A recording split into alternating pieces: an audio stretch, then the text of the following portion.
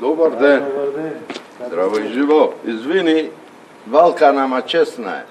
Вака не пречека Орде Ристески, еден од малкумината од џачари во Скопје кои се уште посветено го работат овој занае. Им донел среќа на многумина или како што вели самиот топлина која среќа носи. Во Скопје 45% од жителите се греат на дрва. Со тоа во градот има над 60.000 оџаци, а многу малку од џачари. Мал и незначителен е бројот на заинтересираните кои се пријавиле на конкурсот за бесплатна обука за оџачари кој го организираше град Скопје. А и граѓаните со мал интерес се пријавиле и за субвенционираното чистење оџаци. Домакинствата што се греат на дрва учествуваат со 30% во вкупното загадување на воздухот во градот, а неичистените оџаци загадуваат двојно повеќе во споредба со исчистените. Орде по напуштањето на работата во Железара се посветил на овој занае. Вели дека е исполнет со оваа професија. Луѓето се радуваат кога ќе не видат, тие срекни, ние уште посрекни. Ни бараат четките, влакненца да му пресечиме и така.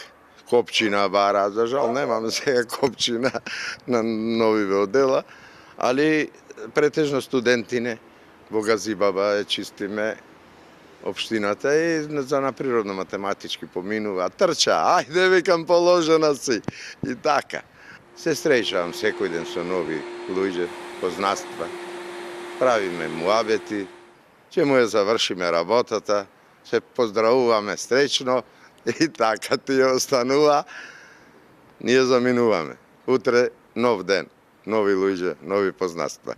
Тој вели дека менталитетот кај нас направил оџаците да не се чистат редовно, иако постои и законска обврска тоа да се прави најмалку еднаш годишно.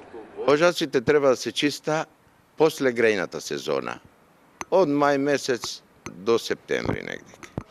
Затоа што тогаш се топли и тоа смола што фатило нешто ќе испука и лесно се чиста и за нас полесно и за домајчините што не викнале.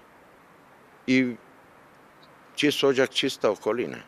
И наместо крај на овој прилог, Оџачарот среќа носи, на вашите гледачи му честита среќна нова година и божични празници.